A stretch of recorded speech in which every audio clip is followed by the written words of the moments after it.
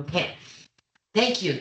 Thank you all for coming out today on this very important and impactful and also based on the recent news today, where there is a 90-day delay on the elevated China tariffs, US tariffs on China from 145% to 30%, and then the China tariffs on US goods from 125% to 10%. And I chair 15 boards here that funds and finances everything here in California. And so every tariff remark obviously, has an impact on our office and has kept us very, very busy, but as well as very distracted.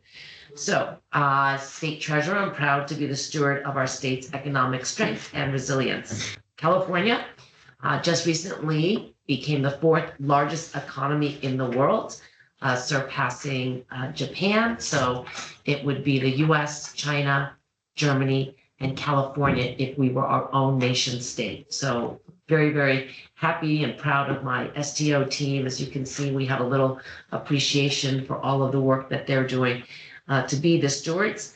And more than 40% of our state's imports come just from three countries, Mexico, Canada, and China, totaling over $203 billion in 2024. So these good trading relationships are essential to California's businesses, communities, and workers. They supply construction materials like timber and steel and aluminum that are all vital to our building and rebuilding efforts, like what is happening now after the devastating fires in Los Angeles. The Trump tariffs are already having a negative effect on California's economy. The impact reaches well beyond our ports and warehouses. It affects our farms, factories, tech labs, wineries, and entertainment industries. These aren't just sectors of the economy, they're part of California's identity.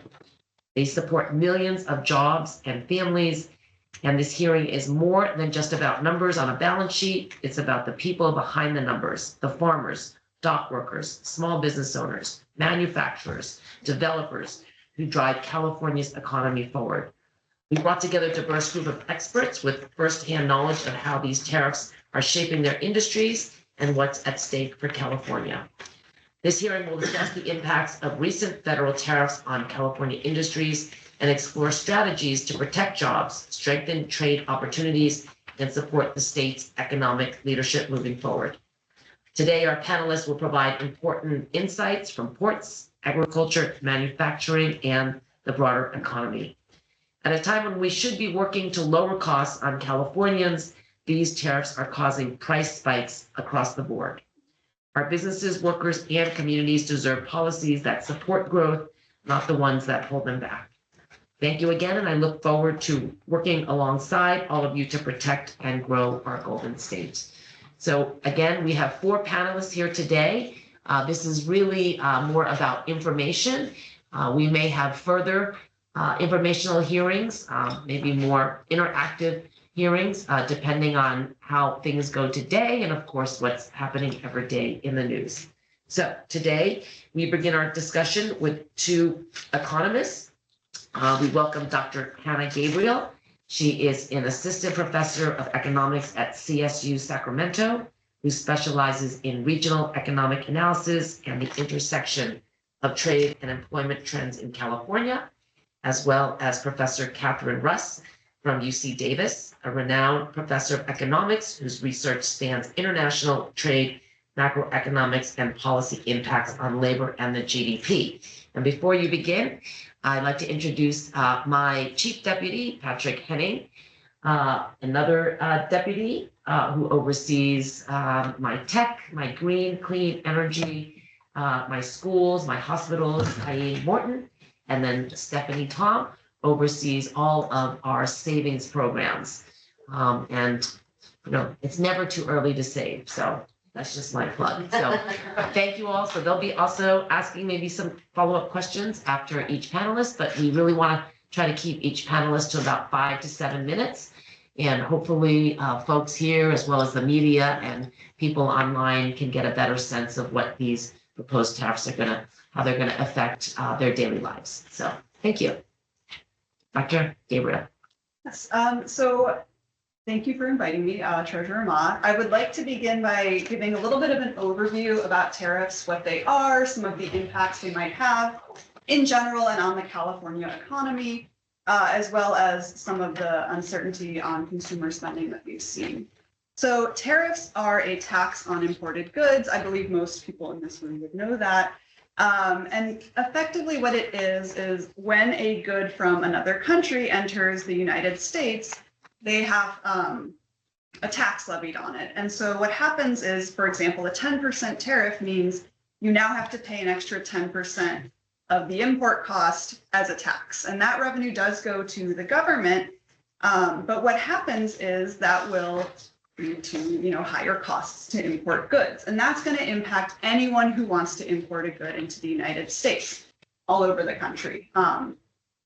So when, for example, a producer or someone who sells a good that is imported sees a tariff, the natural response to this price increase to import is to pass that cost on to consumers in order to reduce the costs that they have to pay or to protect their profit margins. It's a natural response to any sort of input cost change that a producer could face. So what happens is consumers see higher prices, and it reduces the quantity that people will buy of a good. Any response to a price increase is, of course, a reduction in quantity that's purchased.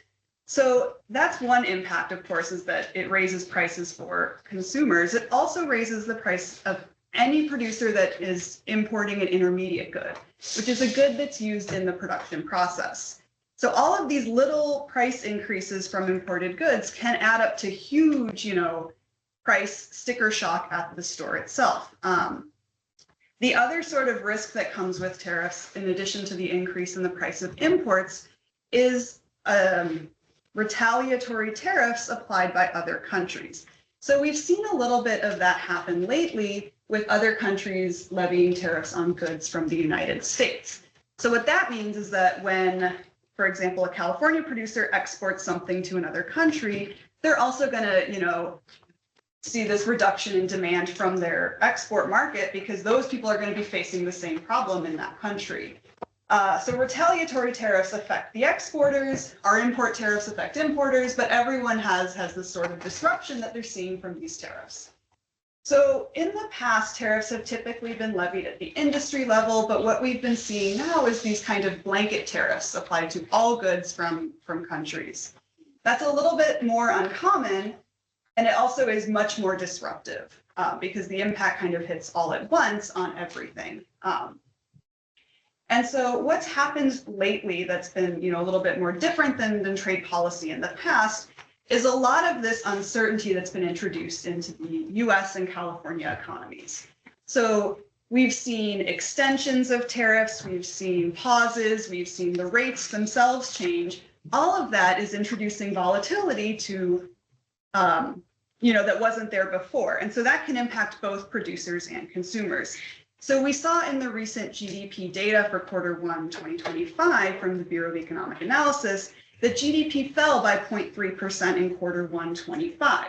That is slightly concerning, but the largest reason that we saw this drop was an increase in imports. So imports are subtracted from GDP, and this surge in imports was basically panic buying because of this uncertainty about prices in the future. And if this behavior continues, that's not necessarily good for US GDP growth. Perhaps some of these recent pauses or trade deals could maybe mitigate some of these effects, but they could also just delay any sort of volatility 90 days. And if we keep doing these 90-day extensions and then introduce all of this uncertainty to the US economy, that's not gonna help anybody in the long run. And so when we have even just the idea of how difficult it is to see what the current tariff rate is, when that sort of difficulty has been impacting producers as well, because they don't know what it's going to cost today to import something, if it's going to be different tomorrow or next week. And the uncertainty about when to buy something is also going to impact consumers. And so that's something that's very concerning about the tariffs. Thank you. Okay. Dr. Russ. Thank you. So you just heard from Professor Gabriel that the federal government has announced, paused, or pulled back tariffs through a number of executive orders. Some expect that they may eventually settle at or near a 10% across the board tariff, with a 60% tariff on Chinese goods announced during the 2024 presidential campaign. If we take that as a baseline, the study by the Yale Budget Lab estimates that such a regime, if that is where we're headed, would increase the price level by roughly 1.7% and lower US gross domestic product, GDP, by about 0.6% compared to a world without those tariffs. Averaged across all households, this amounts to a decline in real disposable income per household of more than $2,500. So Professor Gabriel mentioned the price effects. If we look at research on what happened to prices of goods as they crossed the border from the 2018-2019 tariffs, so the first wave of the trade war, US importers did bear the cost of the tariffs as the goods crossed the border. Exporters don't generally pay the tariffs themselves. They can offer a price cut to incur some of the cost of the tariff. If they know their customers are going to be faced with a tariff, they might give them a deal. But that's not what we saw as a general rule from the previous wave of tariffs. There were certain goods like steel where that did appear to happen, but overall people were surprised at how full the pass-through was in the unit values as the goods crossed the border. Anecdotal evidence suggests that that's happening again now with the new round of tariffs. It's still early. We don't have a lot of systematic study of that available yet. From the consumer perspective, tariffs are hidden taxes. They don't show up on your receipt like a sales tax, but they are embedded in the price you pay for a good. It's hard to trace the cost of the tariff into targeted goods because sometimes domestic firms shoulder some of the costs. And sometimes retailers spread the cost of the tariffs across many goods they sell, not just the specific goods that are slapped with tariffs. So early research, if we look at research by Caballo, Llamas, and Vasquez, it's a working paper at Harvard University that's updated daily, or not daily, weekly, I think, with retail prices from 2 large chains. Shows that pass-through of tariff increases into these retail prices is definitely visible. It's larger for goods from China, but it's still modest. That's to be expected. We see the pass-through is full at the border, but then some intermediaries may absorb the cost of the tariff in different ways. There's also reasons why empirically it's difficult to weed out the effects of the tariff at the retail level. Retailers might be working through existing inventories still, so it might just be too early to see the pass-through into retail prices, or they may spread the cost of the tariff increases across goods that are not targeted by tariffs. So they don't necessarily just raise the cost of the goods that are targeted by the tariffs. They might incorporate these costs as a general business operation cost. In addition, we may see domestic producers raise their prices in response because there's a protected environment. We call this a strategic pricing issue. So what the authors of that early work show is that spillover does seem to be evident in price increases for goods in categories or from sources not directly affected by the tariffs, which they say suggests broader strategic pricing and supply chain spillovers. With the producer prices that Professor Gabriel mentioned, research shows that the 2018-2019 waves of tariffs reduced the number of manufacturing jobs in the United States by more than 300,000, mainly due to increased costs of inputs, but also between a quarter and a third of that 300,000 was due to retaliation by other countries against US exports. And I just want to note, because I know there have been headlines lately that the job market's still strong despite the tariff. But those losses to manufacturing jobs occurred despite a very strong job market nationally in 2018, 2019, with unemployment less than 4%. The fact is that workers in affected industries are still vulnerable despite these headlines. Within producer prices, increased costs of building materials, as the treasurer mentioned, may exacerbate existing challenges contributing to the state's housing shortage.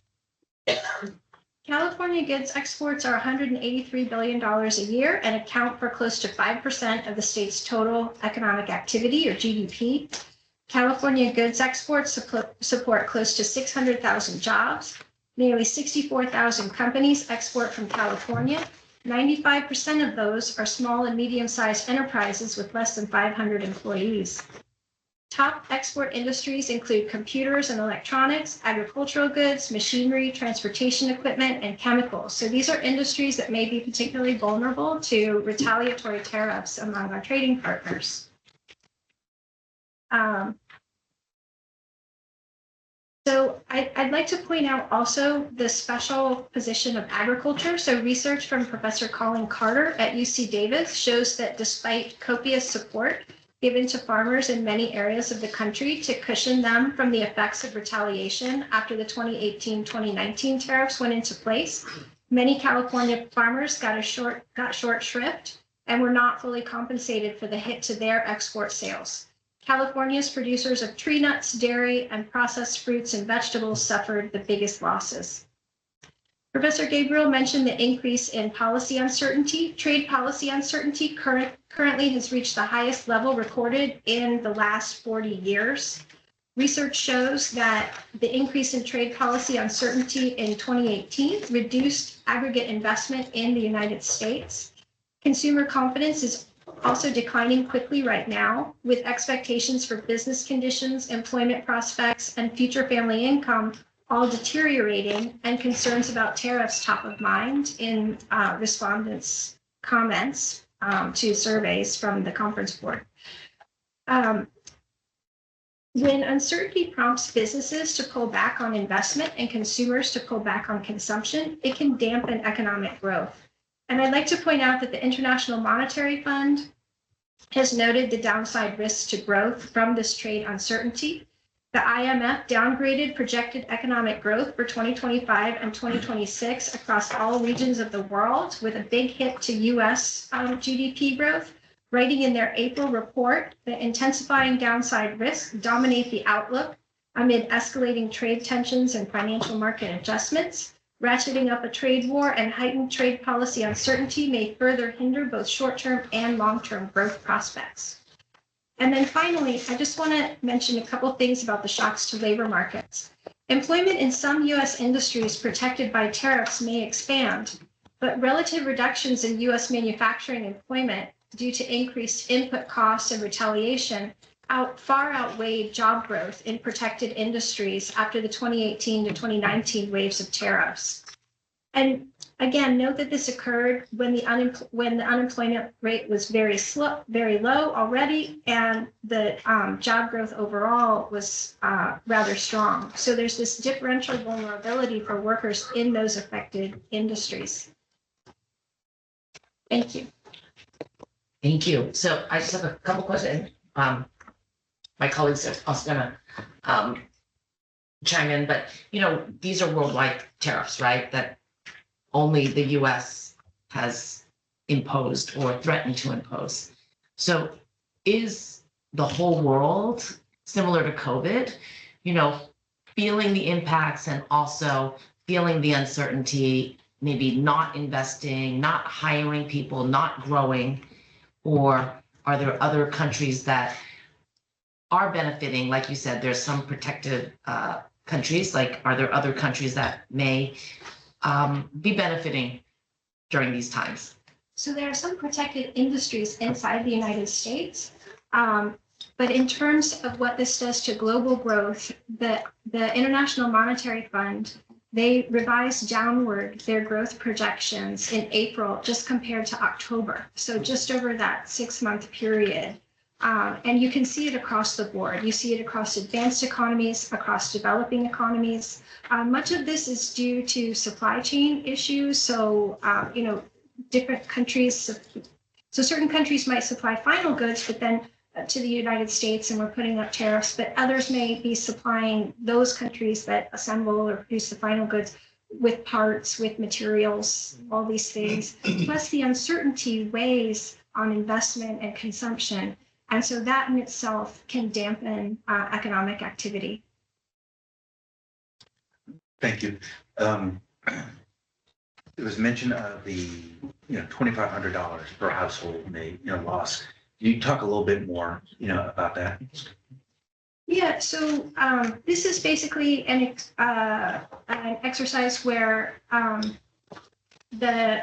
so this is an estimate from the Yale Budget Lab. You'll also see estimates in more or less similar neighborhoods from the Tax Foundation, Peterson Institute, and various places. I mentioned the Yale Budget Lab because they have the most different scenarios run, and so you can kind of compare different scenarios if you wanted. But what they do is take that hit to GDP.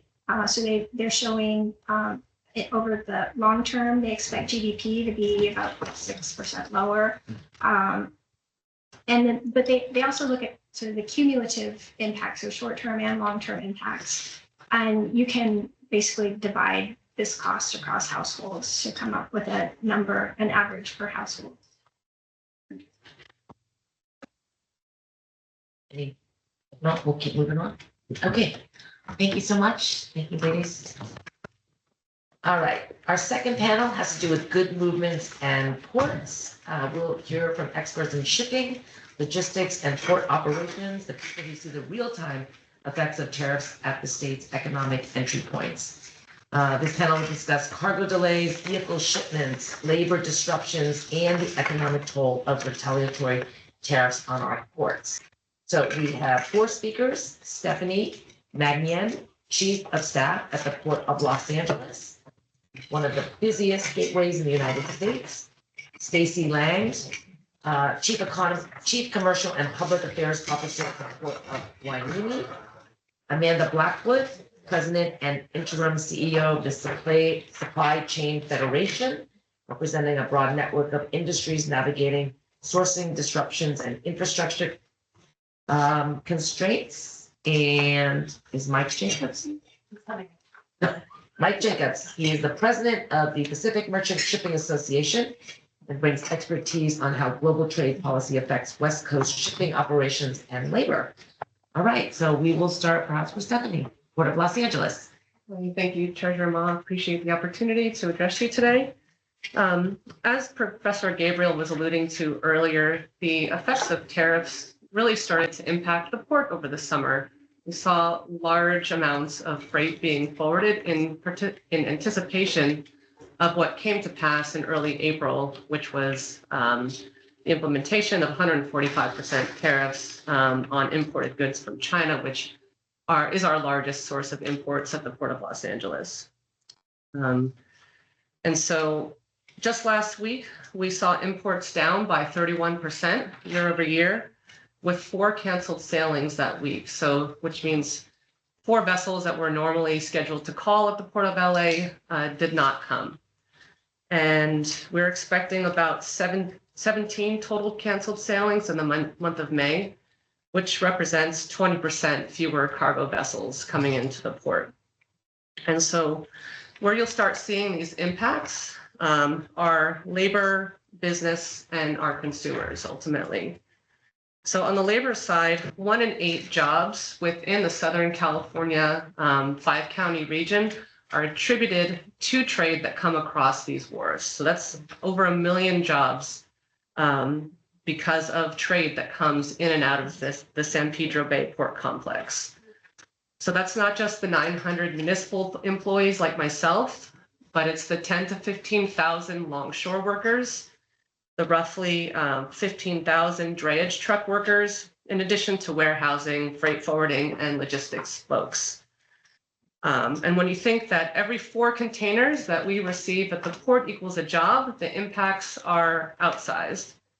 So if you're a truck driver that was hauling maybe 3 or 4 loads per day, and drayage drivers get paid by the load, this past week and last week, you're hauling maybe 2 or 3 on a daily basis. And so that hits your direct income if you're that truck driver.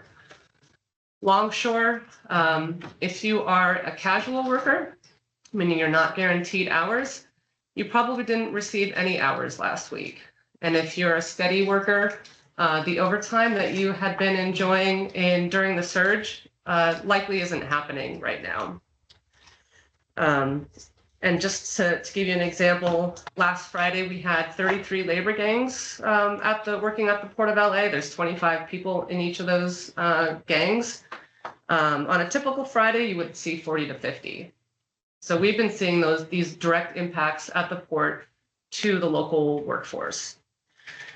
On the business side, we have 125,000 companies that import products through the Port of LA, but not one of those have more than 5% of our business, meaning that we have a lot of small and medium-sized businesses that rely on imports and exports at the Port of LA. And so while during the summer, if you were a large retailer, say like a Target, for example, and you're able to bring forward inventory to hedge yourself and protect yourself against tariffs, your small and medium-sized businesses don't have the financial wherewithal to be able to do that. And so you're left with this dilemma of, do you pass on these additional costs to your consumers? Probably not. You're not able to compete at that disparity in the market with your big retailers. So there's some tough decisions that have to be made by small and medium-sized businesses that are importing.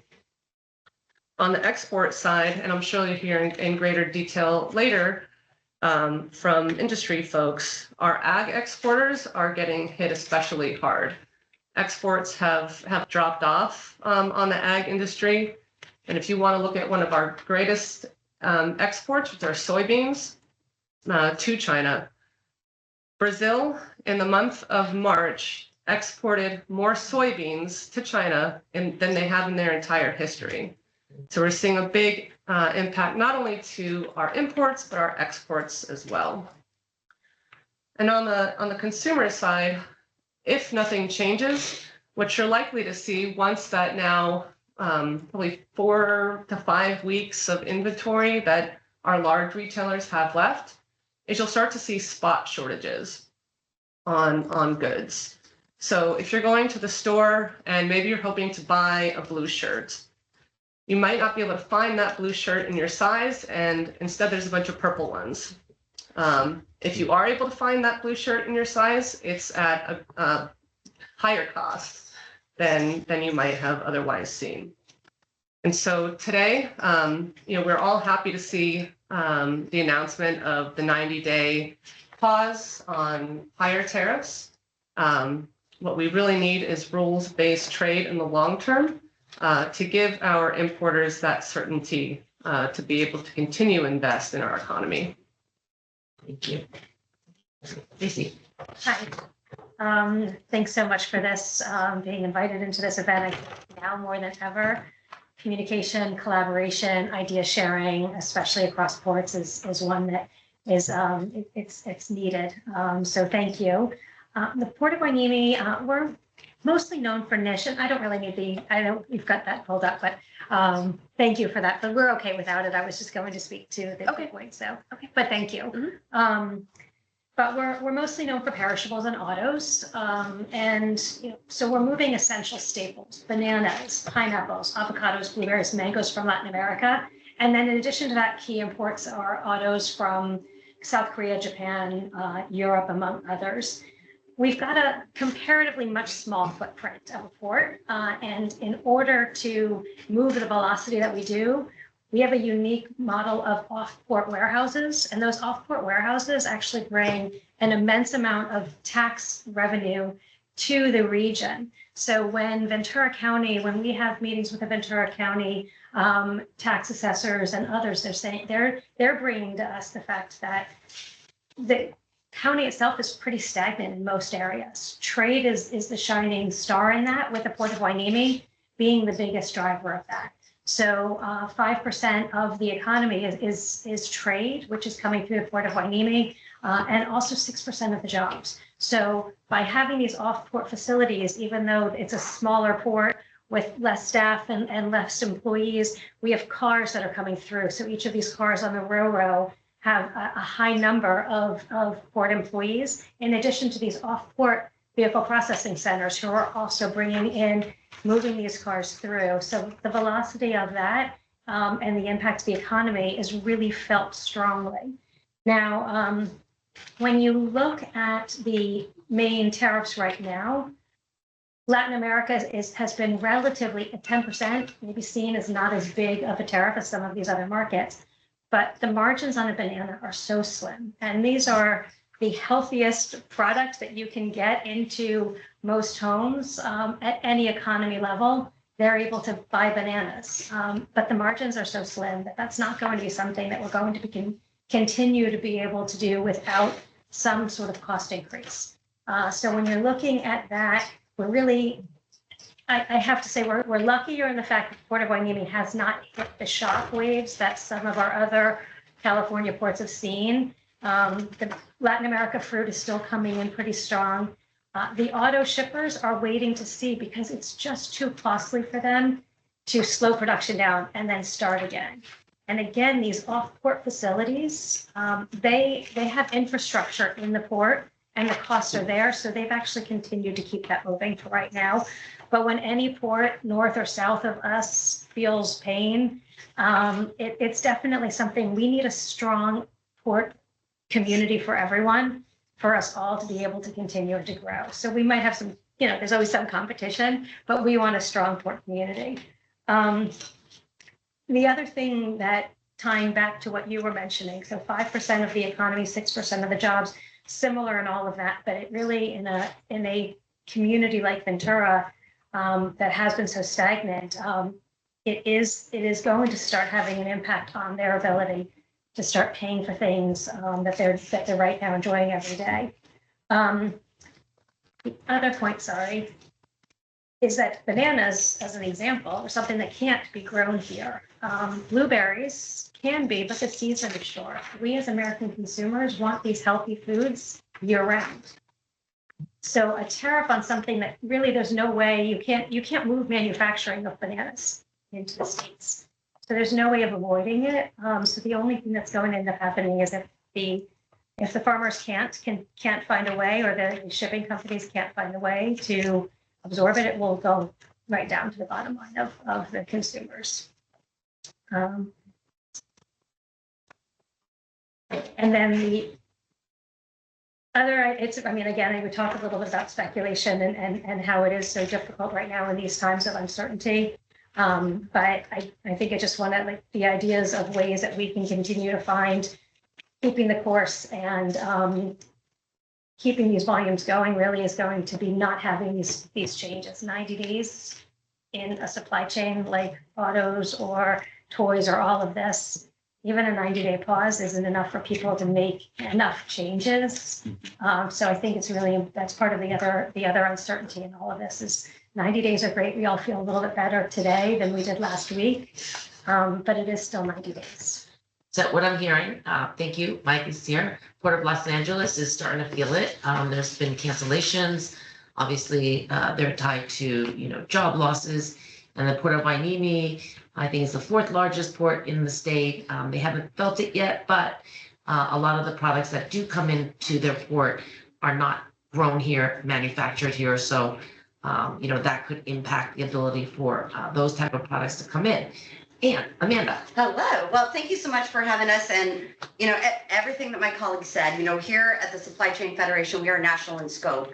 And our membership is made up of kind of all the links in the chain. So freight, logistics, warehousing, rail, California, 4th largest economy. So yay for us there. But it's the heart of the nation shipping. So it's something that we often, I'm just going to be really frank. I don't know. I don't know what Trump is trying to do. If there is a belief that creating disruption and leverage is going to create opportunity, I love your hope. However, that's not real, right? Disruption in the market just causes disruption. And I think to go back to what our first panelist said, what words are we hearing? Volatility, panic, vulnerability. Volatility does not spur entrepreneurship. It never has, right? It just makes everyone freeze and pause. And 90 days, great. Who even knows? I think the reality is in 7 days, we're going to see something else. And, we live in a world in which we are monitoring social media to know what our international policy is, not thoughtful, thought-based policy. So my ask would be this. What is the impact of tariffs? It's horrible, right? It's horrible everywhere. It just causes everybody to freak out.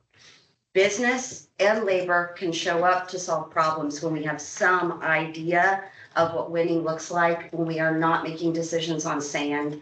So this approach is just not a good approach. What we do know is that we will have a future. It will be by default or it will be by design. And we do have the opportunity to not feel so powerless. And I think to really start aggressively scenario planning for things that we now know can happen.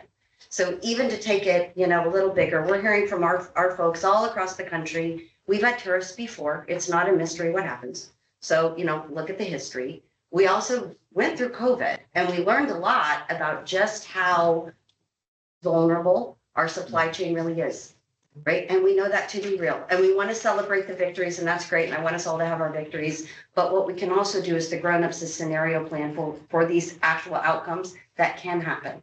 So I don't want to have 10%, 20%, 30%, but what if it does? What if it does? And frankly, in California, the supply chain is also not operating in a vacuum. There are other things that are happening that are jacking up prices. So, what one of our board members, Fran Inman, she always says, the supply chain is a system of systems. And if we don't learn anything else, we have to understand that. And it doesn't mean we can't tinker. It doesn't mean we can't improve. It doesn't mean disruption cannot result in better outcomes, but it's got to be disruption with intention. And there is planning, and there is carrot and stick, and there is thoughtful, backfilling of funding. Infrastructure is so wildly, wildly expensive. The reality of infrastructure is nobody can afford to do it by themselves. Even if the fourth largest economy, we can't afford to do it by ourselves. So we're in a time in which we know that our supply chain is not inherently resilient. And that could be scary, but that is okay. We're grown-ups, we're smart, we can figure it out. So our ask is, the best thing we can do as decision makers is ask a lot of questions. And, 90 days, come on, let us take some more control over these decisions and have some really, really frank conversation about, but what does happen if that doesn't happen? What does industry need to support its infrastructure? How might we, we've got a unified force of everybody that touches a product. And at the end of the day, if we didn't learn anything from this last election, it is that prices are too freaking high. Yeah. American families cannot survive on what they've got, and we don't need hopes and dreams. We don't need, I want, and I love our manufacturers. I want to manufacture everything. I love the idea of it, but that is a fantasy. And there are components that simply do not exist here. I cannot grow bananas in Lodi. So, that is our ask, is we're here to be as helpful as we can. The Federation brought all the voices together to say, let's not make a decision in a vacuum. And California has the power to set decision-making for the nation. I'd like to see us lean into this. I hold your leadership in the highest regard, and we're thankful to be a part of a first conversation on, just call it what it is. It ain't working, but we have the ability to make better choices.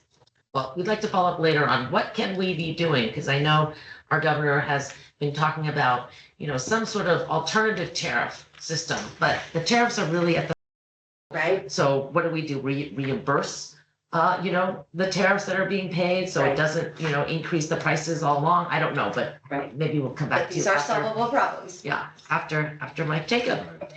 Thank you. Good Pacific, afternoon. Merchant Shipping Association. Appreciate it, Madam Treasurer, Deputy Treasurers.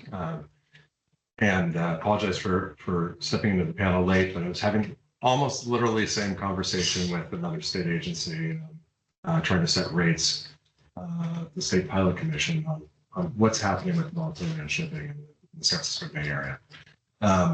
these conversations are going to be ongoing, which you've heard from Weinemi and from LA and from the Supply Chain Federation, is that there is no normal any longer in our industry. We do not have baselines that reflect reality. We decoupled from our traditional processes in the last 5 years, first through COVID and now through these tariff shocks. And so what we're looking at in the last cycle that we're looking at, so in the last 12 months, is that we had a slowdown in volumes last year, and you saw an acceleration as people realized what was going on with respect to the national election outcome. That accelerated all the way into first quarter 2025, where our ports on the West Coast had their best year in a long time, except for 2021 during the peak of the pandemic. And we had a very robust pull forward of cargo, expecting what was going to happen now. What we're in now is an ebb, where we're seeing volumes primarily from China drop off.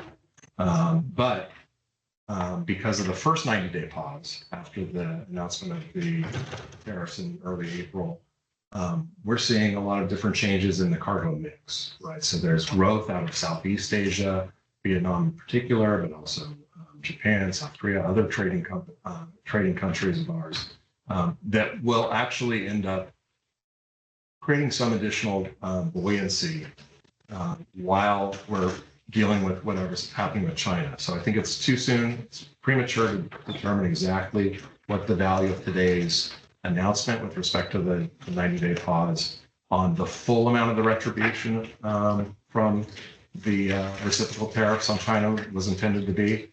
But let's not mistake the fact that there's still a 30% increase on that trade out of China. That is a very, very significant impact.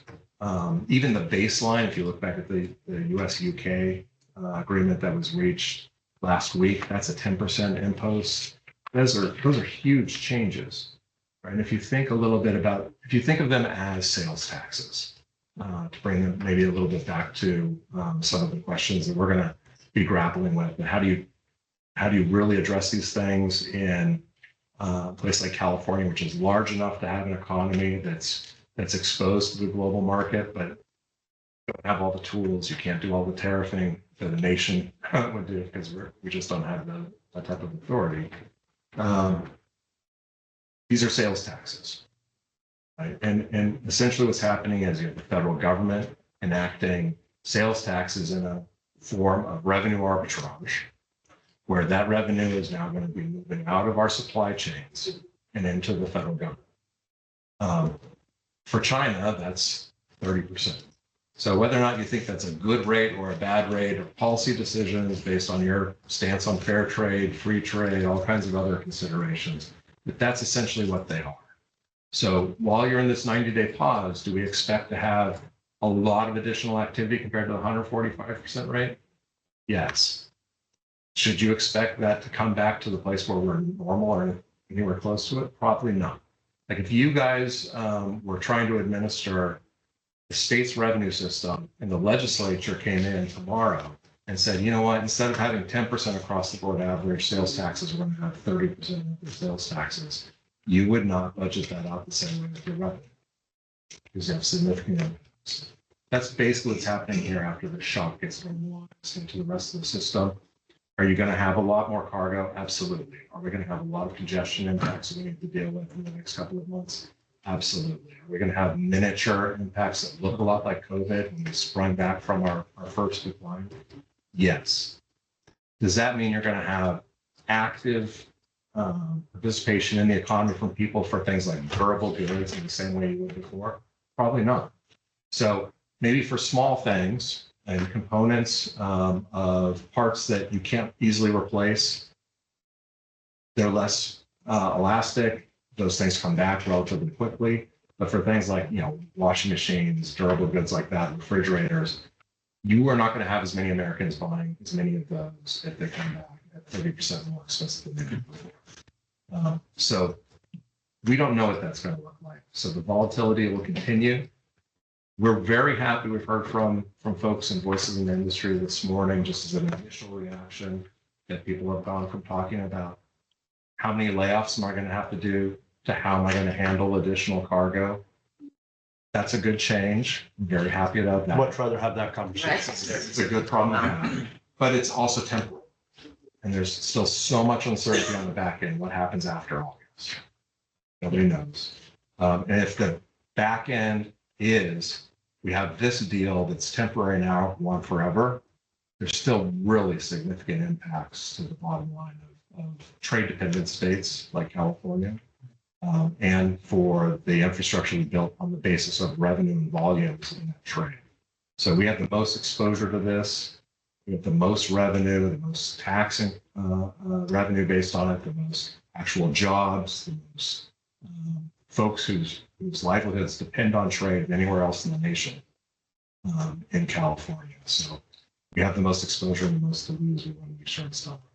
So all the tariffs go directly into the federal general fund. It's not allocated to any thing that's related to trade or improving infrastructure, nothing. So as we're already a donor state, so that means if you increase the prices for us, we're all going to be paying more to the federal government so that he can decide where the money's going to go or to balance how he's going to balance. Okay, I got that. Okay. Yeah. It's actually worse than that. And the reason why it's worse than that is because we're not just a donor state, we're a trade donor state in a couple different respects. One of them is through the existing tariffing that we have, there are additional taxes that are fund specific, and we're donors in those. So that's harbor maintenance taxes. So we actually have, when you come through port in California, you pay a harbor maintenance tax. That tax goes into a trust fund. That trust fund actually funds different types of deepening projects and other types of harbor maintenance, so dredging, things like that, in competitor ports.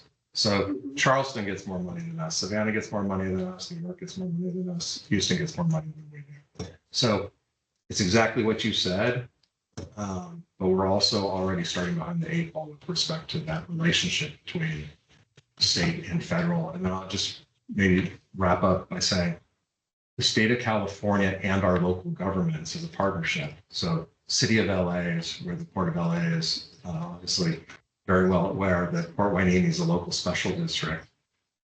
They raise funds without relying on specific tax funding from the state of California or from the federal government. There is no direct federal revenue stream for the freight activity that we do in the intermodal system. We believe in federalism really literally with respect to freight, which means the federal government lets states and local governments do this financing on their own. And it's primarily based off of revenue bonding and private-based financing for public funding or public funding based on private finance. So those types of things mean we're even more dependent on healthy throughput on total volumes because that's how we do our underwriting. And we don't rely on the federal government for it. So you're in a position where the federal government can do harm with respect to short-sighted tariffs, other type of programs that impact our ability to make revenue. But then on the secondary side, they're arbitrage too, because they take revenue out of the system and move it to the federal government without it coming through here first. But we know we have competition, right? Georgia, North Carolina. So are some of our partners or clients, vendors, are they going to other ports around the United States now? Absolutely. Absolutely they are. And we're national. We love all of our babies the same, but I will tell you, having any conversation with the Port of Savannah, they are overjoyed at another competitive advantage, right? And depending on where you're shipping, I'm just looking at ports. If I'm in the middle of the country, I can go east, I can go west. I'll go where at least I can plan for some predictability, right? And California also has its own elements of unpredictability. So it's like a double whammy of You know, when you finally get to the place of, if I don't have built infrastructure here, in which it just makes no sense, right, for me to be anywhere else, if I really do have a choice, they're going through the exercise of exploring that choice. And as a Californian, I don't want you to explore that choice. I want you to just, it's so much more expensive to move operation. Can't we just make it compelling? And when it starts to get to no, you know, an impossible thing to plan for. So I'm curious about a couple of things. One is, I get the volatility issue. That's a huge issue to try to plan around the particular support. I'm curious, you've done scenario planning. I think I heard one of you say, if you just end up with 10% across the board, 30% in China is what maybe is the end game. What does that do to port traffic here in California relative to other areas of the country and other areas of the world? I think the majority of Chinese imports do come across through the Port of Los Angeles. So I would say that we would see probably a long-term decrease as supply chains shift to other parts of Asia. That's going to take a while, right? I mean, if you're looking at Vietnam, for example, you'd probably need 7 Vietnams to equal 1 China, just in terms of workforce, the manufacturing space. And so it will take quite a while to be able to shift supply chains to different areas. Right, and to add to the bad news parade, it's the gaps, right? So it's, now I've got a workforce that doesn't know if they're going to be employable, and now I'm going to look for other things. And now I'm, you know, Port of Long Beach isn't here today, but they're doing some really innovative things just to try to curate interest in the industry. And they're writing a children's book, and they're going in, you know, this is the importance of a port. So macro, if I don't see myself as having stability in the future, then I'm not going to school for it, I'm not specializing in it, and everything just starts to depress. You know, so the unknown impact is even greater than I think any of the scenario planning we can do. I think I was just going to add on from the first panel, they mentioned that historically, these tariffs have been more segment-based, whether it's manufacturing or whatever it would be.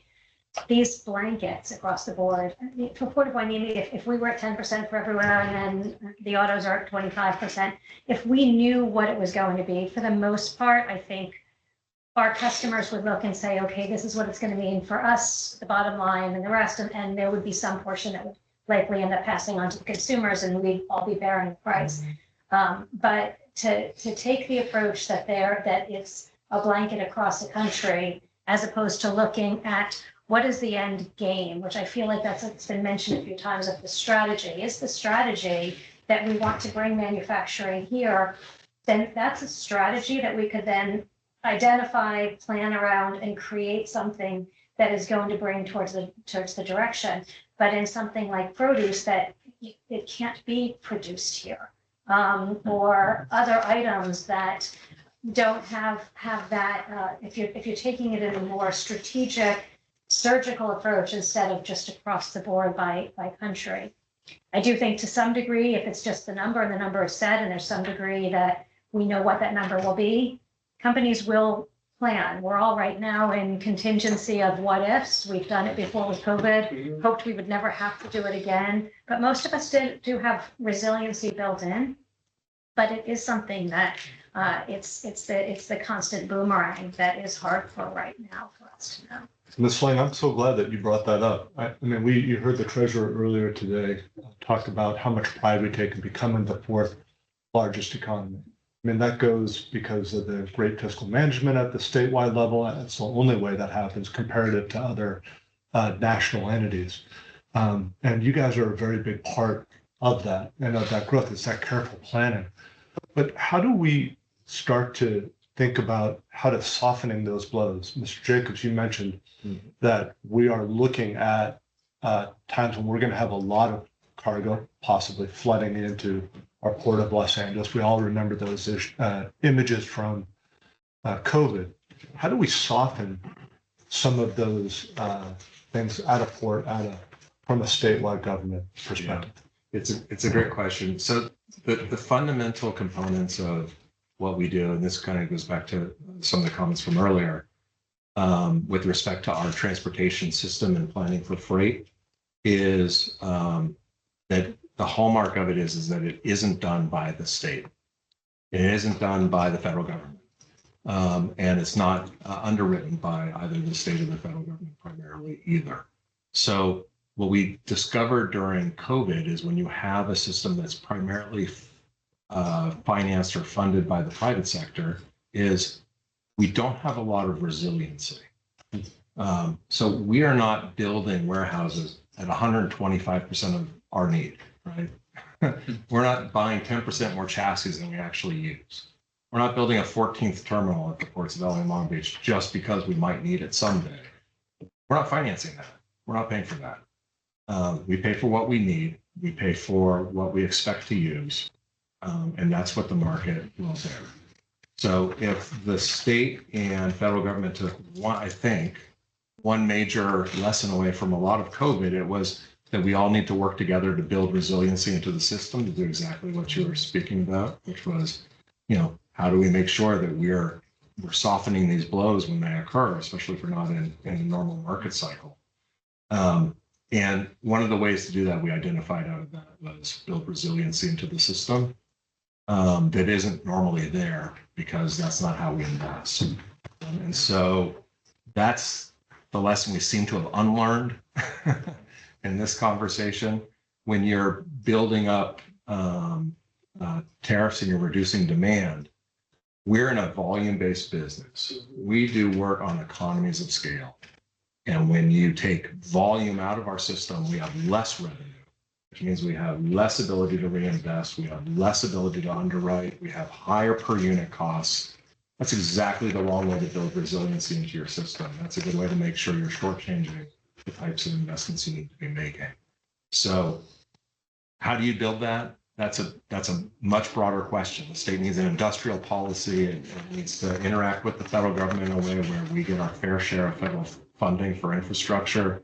We need to encourage the federal government, if it's going to pursue aggressive federal tariffing policies, to reinvest that money into the system. It needs to do it fairly and not put us at a competitive disadvantage with our competitors for the discretionary cargo that's coming through.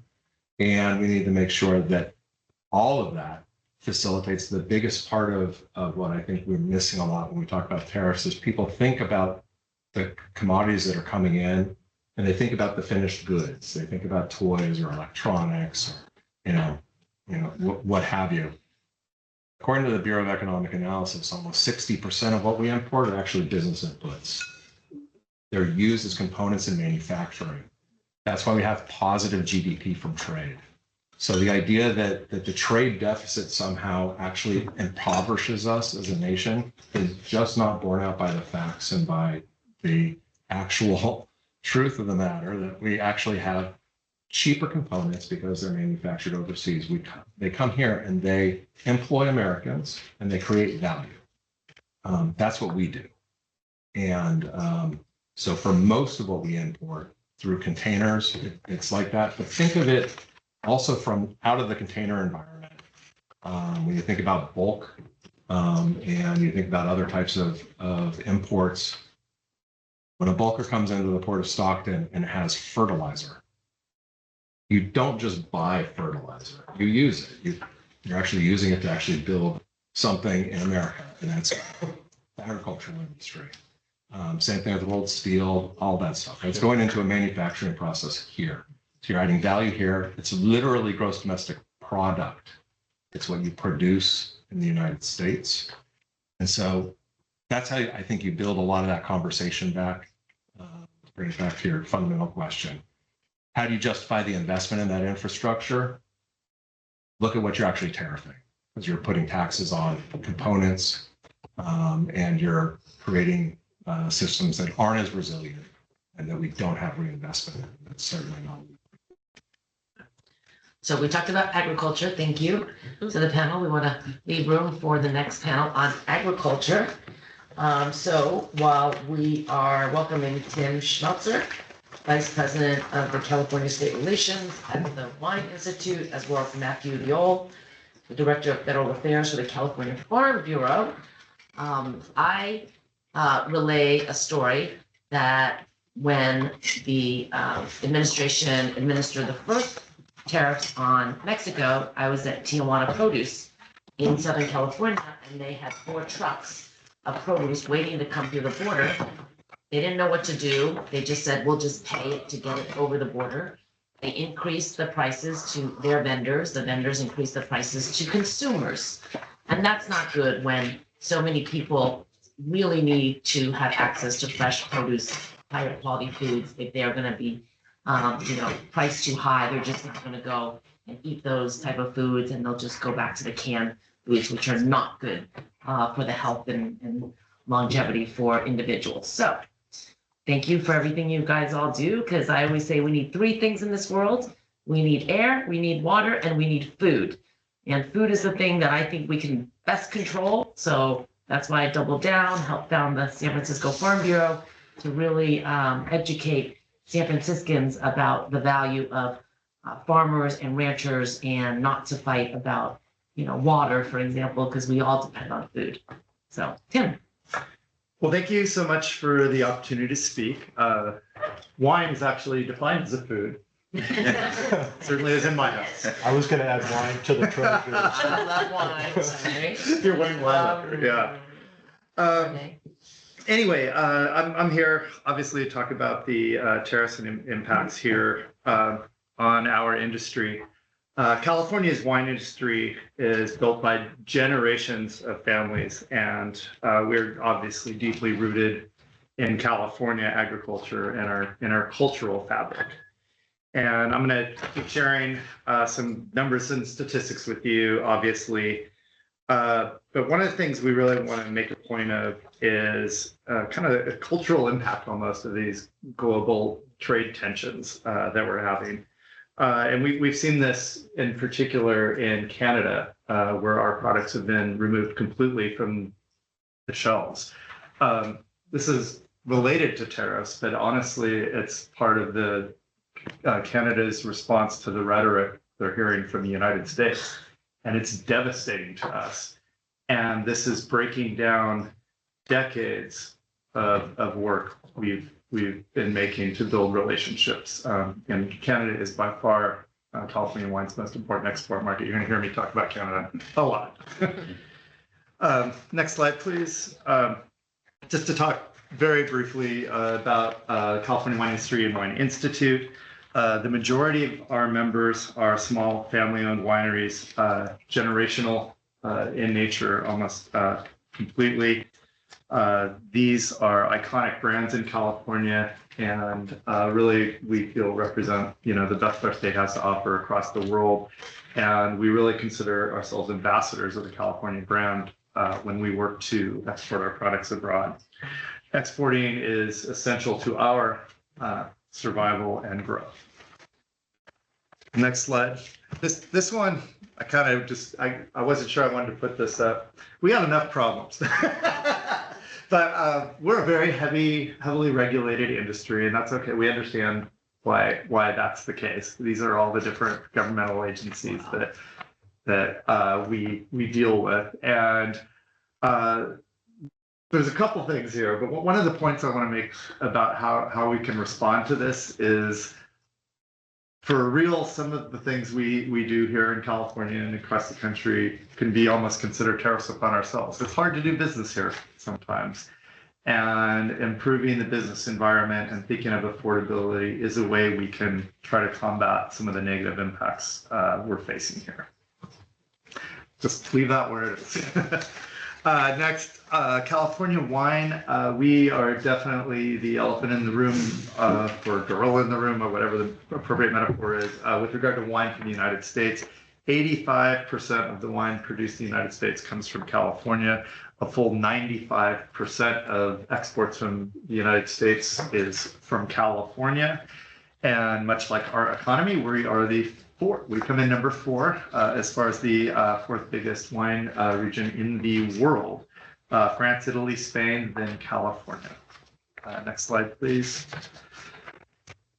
We support 422,000 jobs here in California.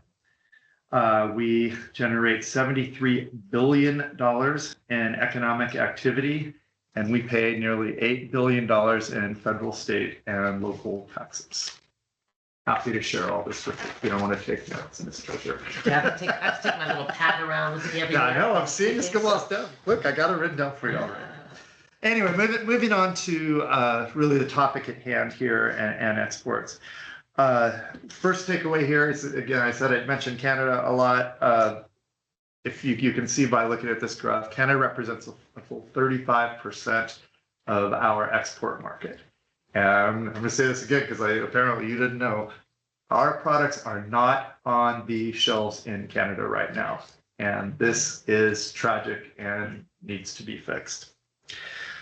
Canada is our both largest by value. It's actually second in volume compared to the UK. So I guess UK is drinking more wine. Canada pays more for Small but mighty. Yes, good for them. In 2024, just so you can put some numbers to that, it was 439, or excuse me, almost $435 billion in exports and almost 7 million cases of wine exported from California. And also, just to put Canada in context, you can probably just do the math seeing this, but Canada, exports to Canada are larger than the next 3 markets combined. So this is what it looks like in Canada right now for us. They banned all US wine, beer, and spirits imports early in March. Again, this is largely due to expressions that have infuriated Canada across the board. Don't need to go into those. There was no warning and there's been no exceptions this far. And as I said, this isn't just a blow to our sales. This is years of trust, brand building, and relationship building. We have a special kinship to the Canadian market here in California. And this has been brutal to many of our wineries who had shipments en route when this happened. We have pallets utterly in limbo. We have broken contracts, loss of customer relationships. And we have California wine just sitting in warehouses in Canada doing nothing right now, not available for sale. Interestingly, I don't know, or sadly, California wine products that are to be sold in Canada are specially labeled for Canada. So one of the things we are working with the TTB right now is finding a way to even be able to sell this product in markets other than Canada while we're dealing with this development. So that's an additional challenge. Special. So to be able to, you've probably even seen, like, think of in recycling, sometimes you see like CRV labeling or whatever. You have to have special labeling in the Canadian market for wine, I think for other alcohol products as well. But that's very specific to Canada, and when it's made for that market, it isn't necessarily compliant with other markets, including the United States. And we're needing to figure out what to even do with a great amount of our wine right now because of this situation. And this is a quote from my boss, Bobby Cook. I've already said it here more than once, but it's not just about trade. It's about people, livelihoods, and an agricultural success story built over generations. And when we're disrupted, the impact reaches far beyond the winery.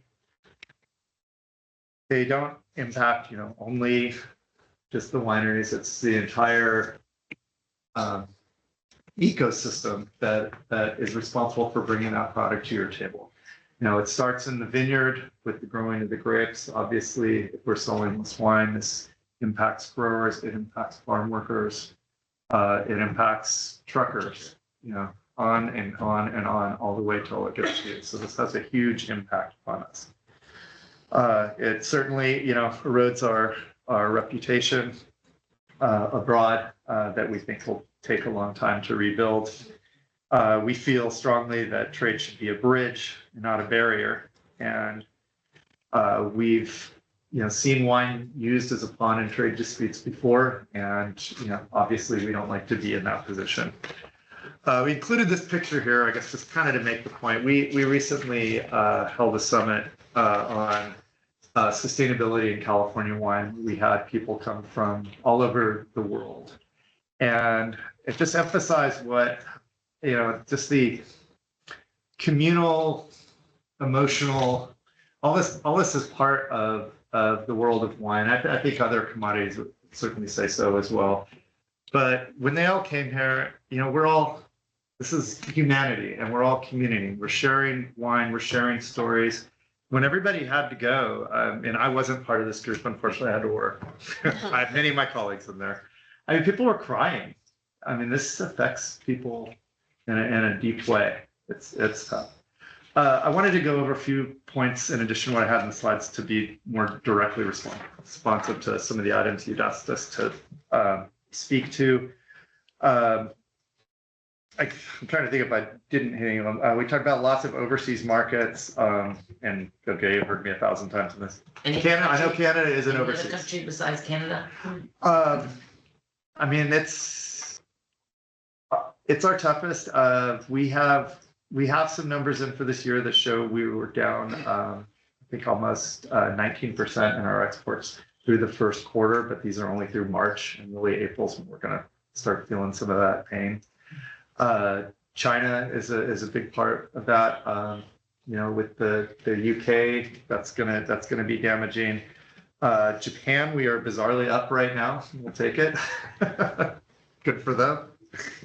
And I'll go into some of the specific numbers since you asked. More Californians are going to Japan.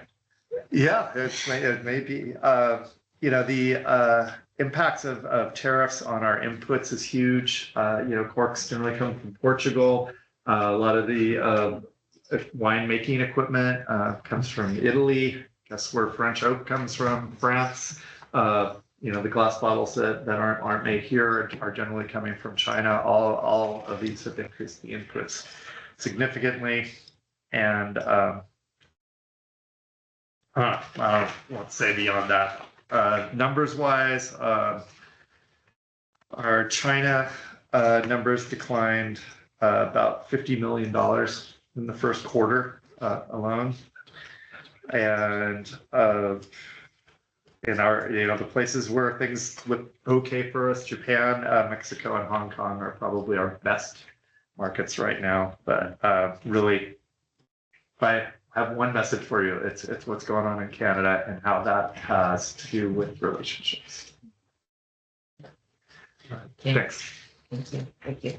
Matthew. Well, thank you for having me here as well. Maybe just to build upon a fair bit of what Tim said there is, in California, we've got many generations of farmers and families that have been growing produce here for quite a while. And it's very upsetting when you see, and understandably so, Canada, a great example of grocery stores that have either pulled stuff completely from shelves or have signs up with little flags of Mexico or other countries to say, this produce is not from the U.S. And we can cite numbers all day, and we'll, over time, we'll be able to look back and understand some of these trends a bit better. But it's very difficult to measure a few of these things when you talk about, long-term relationships that have been built up with some of our other trade partners. It's tough to measure some of this right now. We can look and see, the bottom line being impacted negatively. But when we saw this under the first Trump administration, there were lasting impacts. I think in China, 2018, China was our largest trade partner, and that was not the case in the following years,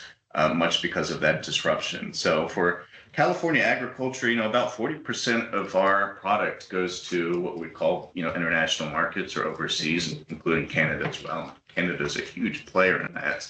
And we've had a chance to chat with friends, our counterparts in Canada and Mexico, and I think they have very similar questions that unfortunately we cannot always answer for them. The agricultural industry is one that relies or it benefits greatly from certainty and what to expect, what to plan for the remainder of the year, what to think about for upcoming years as well.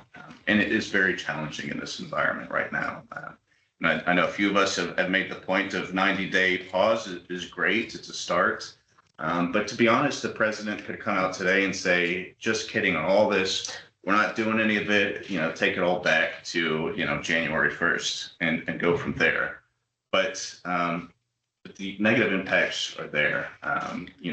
Countries are looking at us as maybe not as reliable a trade partner as we used to be. And that's very difficult, again, to try and put in a spreadsheet and calculate those numbers. So I think it will take years for us to, again, if this stopped yet tomorrow, it would still take years to kind of fully assess what those impacts have been. California, we're a huge specialty crop state. We have a lot of perishable goods, stuff that was already en route to China or other markets that sometimes got held up and paused. And, while things like almonds and pistachios can be relatively stable for years if it's stored correctly, that may not always be the case if it's sitting on a shipping container somewhere in a bay overseas. So it sounds a little bit like a cop-out, but it's very tough to measure some of this. California Farm Bureau, or just California, we have about 400 commodities that we grow and produce here in the state. And those impacts are felt in a varying range depending on which commodity you're talking about. Even something like table grapes, we have in the past have regions even within California that have experienced unfair trade practices from other countries before differently. So even within California, you take one commodity out, it's not the same in the northern part of the state as it might be in the southern part of the state. So our message from California Farm Bureau is, for us, is certainty is what is most beneficial. We very much, to us, it's not don't do tariffs, or use them completely. It's usually measured approach that, has a public-private partnership of soliciting feedback from sectors that would be impacted by such measures. I mean, we could give, the administration several ideas of commodities that have suffered in the past here in California because of unfair practices from other countries. But in terms of how we're kind of facing right now, is just to us is very much the message of give us some certainty what to expect. We are already, as Tim has noted, there's many areas in the ag sector that are struggling right now. It's a very get by as sustainably as you can, just enough to try and get into the next year. But the trend over the past 100 years really is quite saddening to see how much acreage has been pulled, how many farmers there used to be. And this is just the global day and age. So we're going to look a little bit different in the makeup of our country compared to 200 years ago. But agriculture remains extremely important here. We're the largest ag state. We like to say it's a little unfortunate, but the average person doesn't quite understand where their food comes from and what it takes to get from, Farmer Joe's farm to the grocery store. You kind of, aside from maybe COVID, for the most part, when people go to the grocery store, they can find what they're looking for. Maybe they have to go with store brand versus name brand. But maybe the avocados are $2 today and they were $1.50 yesterday. The way that even the global economy has shifted, today's day and age is people want to go to the store and have all of those things readily available. And, California, we have a very unique, climate and opportunity here to grow a lot of stuff, throughout the year. But we can't grow. I know someone made a comment about bananas earlier or avocados, still about 90% of our avocados come from Mexico. So you think about the last couple months. I don't know how many eggs people eat. I guess a lot more than I'm used to eating, but the cost of eggs, understandably, many families talking about that. It's a great source of protein. That's traditionally a very cost-effective thing to get at the store. And when you show up there, and this happened to me once where I went in and said, I'm not paying $8 for, a dozen eggs. I guess I won't have eggs this week. So we know consumers, families are just trying to make that dollar go a little bit farther as much as they can. And I feel like that eggs, is just an example of, that's just one commodity. So imagine if, the tariffs expanded and continued. We can grow as much as we can here in California, but realistically, we see this as a two-way street. Trade is a partnership. We believe in fair and equitable approach to this. That sort of rising tide lifts all boats type of approach. So I think we'll have to get a better idea in the coming months what some of those impacts are. We've kind of benefited to some extent that the early part of the year is not high planting season or harvest for a lot of our stuff. So we'll have to see. But it's troubling when there doesn't seem to be a great strategy behind some of this. And, love or hate the president, he very much does use this as a negotiating tactic. So just have to see what that kind of ends up being. But, the last thing I'd probably note is, I mentioned specialty crops, very important here in California. In DC, they're kind of seen as the redheaded stepchild, I would say. We look at the past, Trump's first term, we had a program to help support farmers called the Market Facilitation Program, or MFP, which was really largely, most of that money went to non-specialty crops. And we do have some of that here in California. But by and large, a lot of the specialty crop sector did not benefit from federal attention on this issue. So when we've been talking to our partners in DC, especially this year, is to say, look, however bad this ends up getting, people tend to think soybeans. I think when I think of the first term and what farmers were impacted, and they were certainly negatively impacted, but there were a lot of other folks impacted too. Our tree nut folks especially felt that, and it wasn't just China. India had reciprocal counter tariffs in place as well for a number of years. I don't think it was till late 2023 or 2024 those got removed, but this all kind of works against itself to some extent. So what we've told, again, people in DC is, look, if you go this route, you really need to pay attention to not just one area of the U.S. or one commodity, because it's going to hit everybody if you're doing across the board tariffs. So we very much would say, is depending on how this goes, is please continue to advocate for California ag, and especially with our partners in DC, because again, we don't want to be left out this go around, especially in DC. This environment of DOGE and cost cutting is, I would say, there's probably not a lot of money just lying around that is there to be spent. So they need to be ready if that's the route they want to go. So thank you for reminding me. Yeah. One thing that bothered me during COVID is all the money that came that was given to the tenants, and the tenants were supposed to pay rent, and a lot of them didn't pay rent. It should have went to the property owner to forgive the rent, right? Same thing when we talk about food. I think the first response for people like us is, let's give money so people can buy food. But if the food they're buying is from other countries, then that's not really helping our farmers, because it does cost a lot more to produce here. We have a higher standards, you saw all those agencies that are, but they're not doing it in Mexico for the products that are coming from Mexico or Peru or China. So when we're talking about if we're going to help people with food, that they really should go to the farmers, so that the farmers can continue to produce, they can produce it at a lower cost, but it also helps the farmers here in the United States and not all the farmers. I mean, 95% of the flowers are coming from South America, okay? Everybody wants cheap flowers. They don't smell nice. There's no smell to these flowers. Nobody knows it. When they buy it, they don't know that they're buying it from California, or they're buying it from England, or they're buying it, right? And so that's kind of the difficulty. See, I've learned from someone who thought food came from Safeway, that there is a real difference, but the labeling is not good. So when you go to the market, you don't know where the product is coming from. Even some of them, they may be coming from overseas, but then they're boxed here, so then they put a US, label on it, which is kind of cheating too. So we just need to, when you're advocating, I will also, that we need to advocate to keep our farmers here, because once we pave over farmland, it'll never come back. And we don't want to depend on other nations for our food. That after COVID, that is the one thing I learned. And we say this a lot, but to us, food security is national security. And when you go to the grocery store and you might eat some strawberries at home and be like, these don't really taste like that's this whole thing, and maybe because they're not in season here in California and you're not getting the freshest. So to us, it's very much, we have high standards here in the U.S. and California.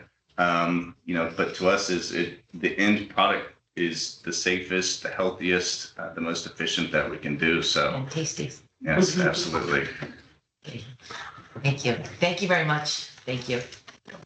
All right, and our last panel is the manufacturing and other industries. They will share insights from manufacturers and industrial employers who have seen rising costs delay growth and shifts in sourcing and investment due to tariff impacts. We have Lance Hastings, who is the president of the California Manufacturing and Technology Association, representing manufacturers grappling with rising import costs and shifting global trade routes. We have Chris Bell, CEO of Tri-Tool Technologies, offering a local business owner's view on how tariffs affect his day-to-day business. And then Mark Breslin, CEO of United Contractors, which brings the construction sector lens on how material costs and sourcing challenges are delaying projects and straining California's infrastructure goals. So I will start with Lance. Welcome. Excuse me. Thank you very much, Madam Treasurer. Appreciate the opportunity to share some perspective about manufacturing and the concerns we have with the current state of affairs. I would have brought slides, but they would have been outdated, even if they were prepared this morning. We are in a very volatile dynamic right now. I'm pleased to see the 90-day pause that's taking place between China and the U.S. I think that will be helpful. It will lead to some constructive discussions. What I wanted to share today in a brief few moments before I turn over to one of our members, Chris Bell from Tri-Tool Technologies, to give you a real manufacturer perspective, is talk about the impact that anything would have on the value chain when it disrupts. And that could be an exceedingly high cost of energy. It could be a decreasing or declining workforce. Those are disruptors. And in the manufacturing sector, because we are so capital intensive, our horizons are 10 and 20 years. Yes, we do pay attention to the most immediate quarter that we're in and profitability, but we're making decisions over the long term. And when we have disruptions like that, especially when it involves international trade, it makes it very difficult.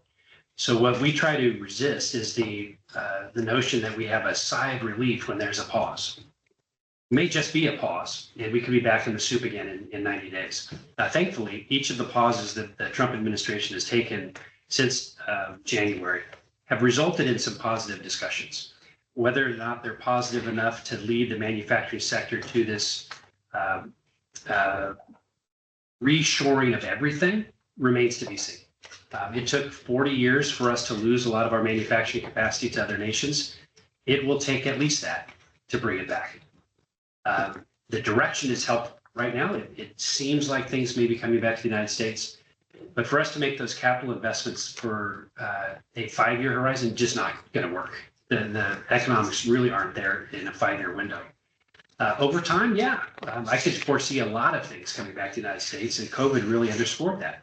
We had too much of a reliance on international markets for very sensitive things, not just widgets, but very sensitive things. And that informed all Americans, hey, we have some vulnerabilities here that we didn't think that we had. And one thing that we really need to acknowledge here in California and our country, we live in a just-in-time global economy. So it's just in time everywhere. And one slight hiccup, whether it be incoming or outgoing, really messes with the whole model. And once we acknowledge that, I think we can unpick it and have some success down the road. But I also want to share that the beginning of an economy is steel, aluminum, and cement. If you don't have those three things in a predictable, affordable, and reliable stream, it's not going to work. And we are heavily reliant upon imports in all three of those things. And we have to be cognizant of that. That's really where the economy begins. And the economy is the manufacturing sector. Sometimes wealth is a bad word, but manufacturers create wealth. We take inputs, we process them, and turn them into other things that consumers want and need. So without us, really, there is not an economy. A service economy is not something that we can all plan on for the future, particularly as we're now the 4th largest economy in the world. That means something. And it means we're a global player in the trade that comes in and out of California by itself. Yes, we're part of the United States, but California with its ports and our geographical location and our natural trading partners to the south and the north, and our biggest trading partner in Asia with China. So we're sensitive to that more than most, I think. We're the #1 manufacturing state in the country, and I'd like us to stay that way. But we have hopefully some opportunities here in California alone to address the potential impacts that the tariffs might have on California businesses. And one of which I'm going to mention, and I'll conclude my comments, is for California to have a manufacturer's investment credit on the books that we can count on to attract manufacturing to grow in California, to locate in California, and for those that have been here forever, to stay in California. And if we could get that on the books, we'll be like the 44 other states in the country that do provide a manufacturing investment credit or have no sales tax at all, because there are 6 of those states. That would really be send a great signal to the manufacturers in the state that we're open for business and we really want to do all that we can to address the impacts of any disruptors. In this case, today we're talking about tariffs, but disruption 200% above average of the national rates for energy really strain the California manufacturing capabilities. So I really appreciate the opportunity to speak generally to the sector. And I don't know what order you want to go in, Madam Treasurer, but Chris is a member of CMT, a small manufacturer here, right here in Rancho Take it Cordova. away. Sorry, Mark. Sorry. Save the best for last. Nobody Yeah. loves construction. Love it. So thank you for having me here today. Really, I'd echo what Lance has had to say on everything. TriTool is a California manufacturer. We employ 100 Californians. We have a payroll of about $10 million a year. So we're in the Treasury. I'm sure you guys are good at math. We've got about $100,000 a We year. appreciate your contribution. So I actually moved to California about 5 years ago. I was new to California. That's when I actually met Lance. 5 years prior to that, I was in North Carolina. And the 5 years prior to that, I was in Germany. So I lived in Germany for half a decade, and I had the experience hands-on with what tariffs are like when you have to go to a tax office and pay tax to somebody who's evaluating your goods against what they find is the eBay price. And you get to pay taxes. So as my parents sent me items, I got to go down and pay tariffs in person. So as we talk about tariffs here, it's always interesting to have a tangible, what does that really mean and what could that really look like? And let's never do that here. I also want to give a shout out. We do buy fresh fruit for our employees, and it all comes from California. So for us, TriTool, we are a exporter. About 75% of our items that we manufacture are within the U.S. and 25% go outside of the U.S. For sourcing, I know this is a topic, we source our motors and other electronics equipment from elsewhere.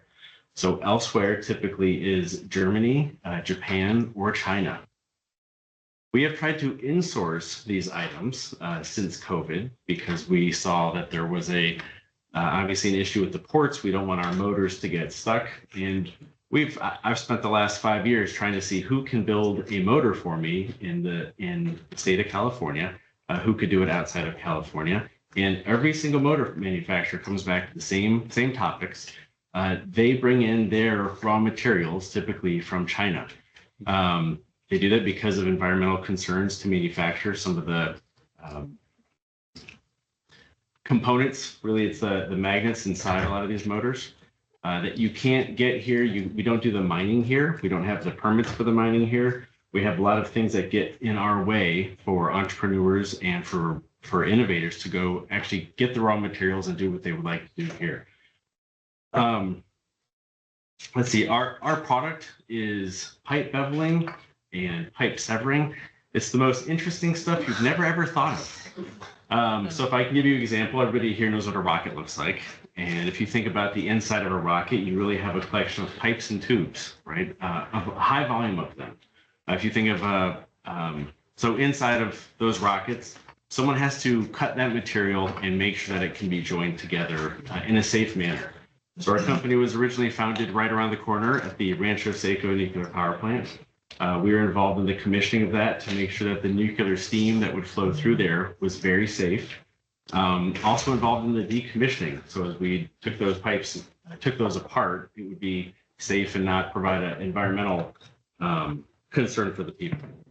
So we've been doing all that from California for 52 years. And I'll tell you that the tariff topic is interesting. For us, actually the bigger topic resides within the state of California. So what do I mean by that? If we look at why do people outsource to begin with? Like what's really the foundation for outsourcing? Why do people go outside of the US? It's because the labor costs are much lower. Why are the labor costs much lower? Because in other countries, you can work as many hours as you want the person to work. you can look at the age of the person, and it doesn't really matter how old they are. So you can end up in these countries where they are working 10, 12 hours a day and maybe 10, 11, 12 years old. So you've got a labor component that doesn't exist in the state of California. Now you've got environmental concerns. So I think we all can agree as Californians, we don't want environmental waste. I can tell you half my workforce in manufacturing, they are hobby farmers, they're fishermen, they're hunters, they grow things. So these are people who do not want to harm the environment, but build things. So if we go outside of the US, go outside of California, we do not have those same environmental concerns. You mentioned getting fruit and food from Mexico does not pass the same regulatory environment. So as we talk about tariffs, and I hear people not in manufacturing complain about tariffs, it's important to recognize that we don't want to be protected. We want to go compete, but we don't want to compete against child labor in environmentally unfriendly nations and then expect to, how do you compete one-to-one? So in the US, we're already set up with our hands behind our back, with one hand behind our back. If I manufacture in California, I've got both hands tied behind my back.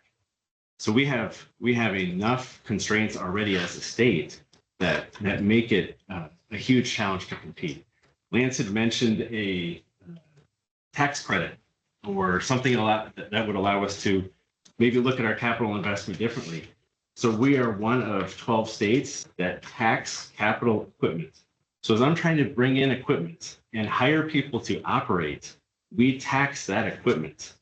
And the response we've got from the state of California is we don't have the money to do that. We don't have the money to allow you to invest long term. So we've heard all day today about people impacted by tariffs because we have to buy from outside the state or outside the country, but we don't have the ability to help manufacturers stay here for the long term and go. If I think about where people go within the state of California, so I've got my local supply chain. During COVID, we worked really hard to keep people local, and I see the flood already of manufacturers leaving to Nevada, leaving to Texas. This is not news. We can pretend, we can want to ignore it all day long, but the reality is it's very. So, from a tariff perspective, Excuse me.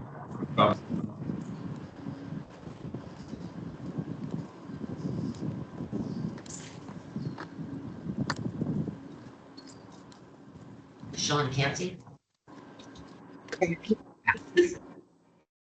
Can you mute if you're listening, Sean Canty? John?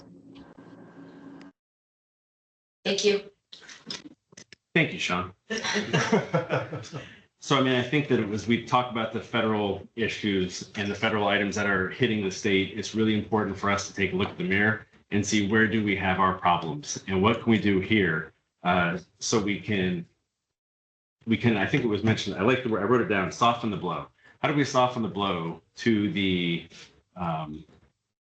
different things that are happening to us? Like, how do we adjust that?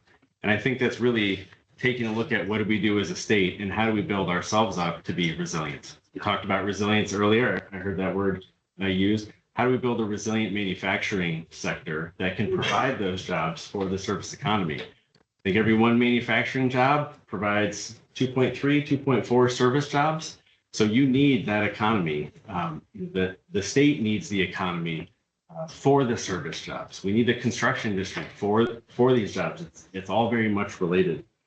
So as I think about the future and what would the request be for a small business person who's got about 100 employees located here in California, it's thinking about the future, thinking about resilience, taking another look at how we value manufacturing and what's possible with manufacturing and what comes from manufacturing. This is where your innovators are coming from. This is where your dreamers are coming from. You know, we have a guy who was in the state who helped catch a rocket out of space. Like, that's wild, but we can't grow bananas. Like, there's something interesting here.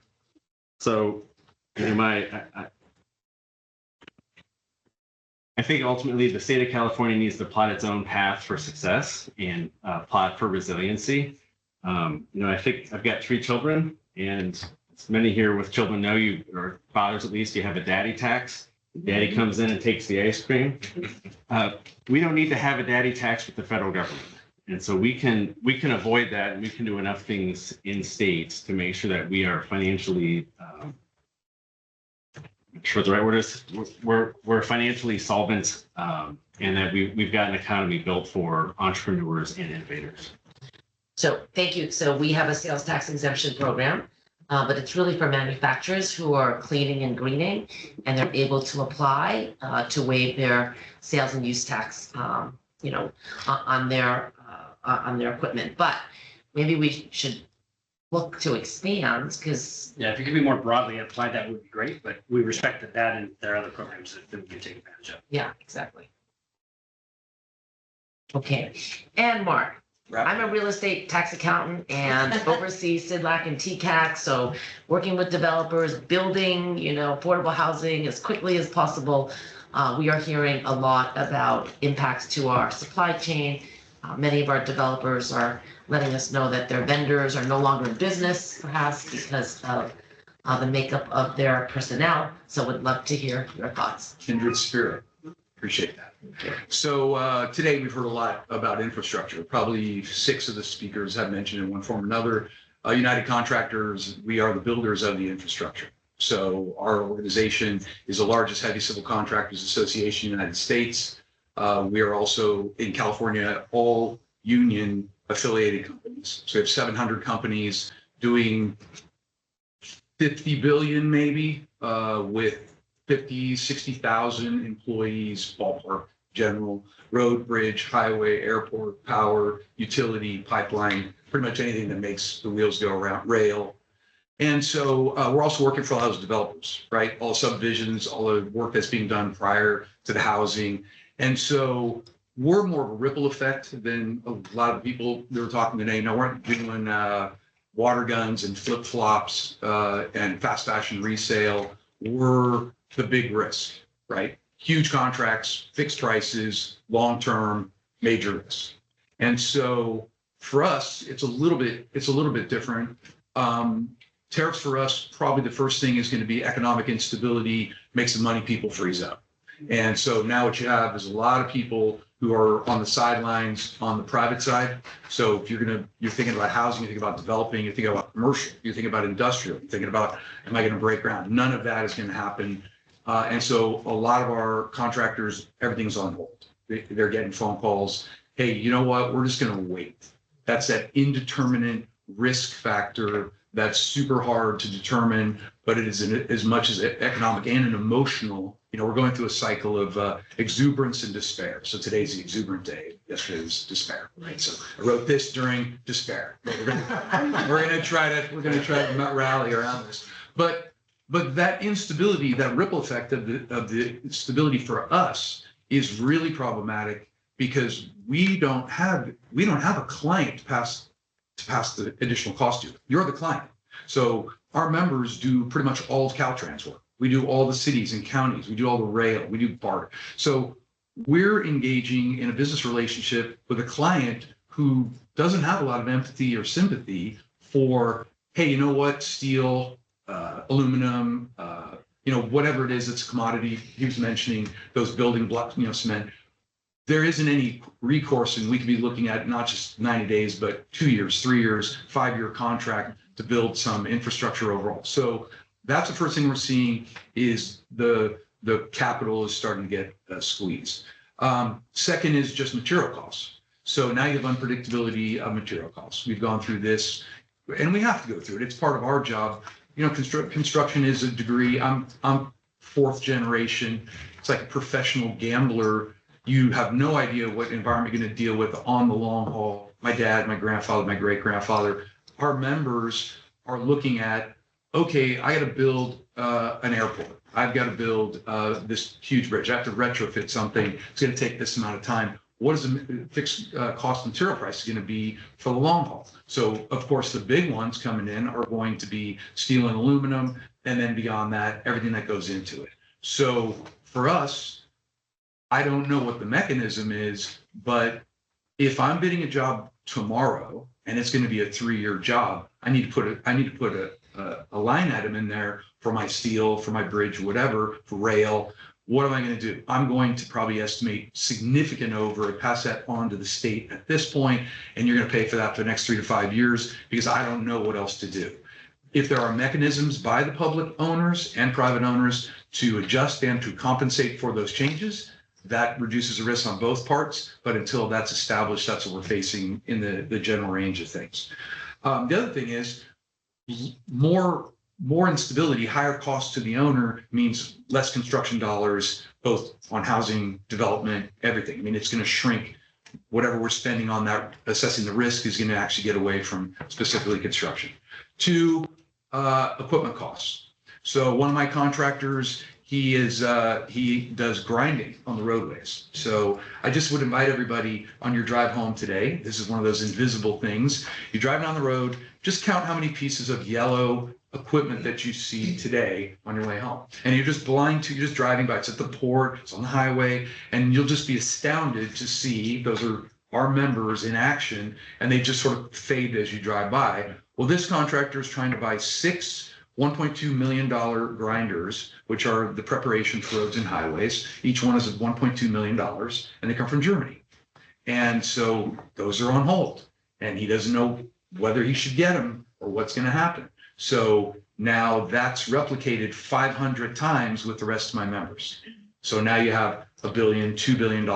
And the last part is that ripple effect is the what I call the coefficients of friction. So it takes a certain amount of energy to get something up and going. It takes a lot less energy to keep it going. And so for construction being, I think, maybe fourth largest industry in California, if you have a hiccup and it starts to slow down, and now what you have the coefficients of friction of trying to generate that back up. We heard that with the ports, we heard it with a lot of the ag, but for construction, you can turn that off in a minute, and that's a lot of families, a lot of people. It's pretty much instantaneous in that regard. And the last part about the equipment and there's a lot of sales tax in that, right? That would have been maybe $500,000, $600,000, $700,000 of sales tax going to the regions that would be part of that. So you replicate that over 500 times, and it's a lot of lost revenue to the state and to the local governments that count on it. So from our standpoint, we're not seeing it yet, but in the construction industry, we usually trail, and then we get hit really hard and we come out late. So we've got a little bit of breathing room, but if we're looking at the weather reports right now, we're not super optimistic because we're already seeing man-hour declines and a lot of instability. And those are sort of the issues that I think we're dealing with in summary. So I appreciate the opportunity, even as we are a ripple effect industry, but we're a pretty big one that has an impact on. It's interesting because all the speakers, I definitely learned and have some talking points, moving forward, but everybody's at different stages, right? Depending on, was it last, 4 years ago? Is it now? Is it, 90 days ago? Is it going to be 90 days later? But we all agree. I mean, California has been kind of the father figure in the room. It's always been stable. Everybody pins their currency to the dollar. Our credit rating is high. I mean, everything that we have spent, over the past, hundreds and hundreds of years building toward has, is at stake right now. And it's just very, very sad because this is not the America that I think all of us, grew up in, came here and want to raise our kids in. But any last comments? Mr. Breslin, you started talking about the effect in our office. We oftentimes deal with CIDLAC and TCAC. Those are tax credit entities, and we're trying to predict what we're able to build. We have a housing crisis right now. What do you see as the impacts on construction bids as you start to look forward, as your member companies look forward? There'll be some schizophrenia. There'll be, as the market contracts, there will be more pressure on trying to obtain work to feed the machine. On the other hand, because of the uncertainties, there will be increases in prices for risk adverse contingency. So there will be an unstable and difficult market that will lead to eroding, I believe, to be eroding margin and higher risk of failure.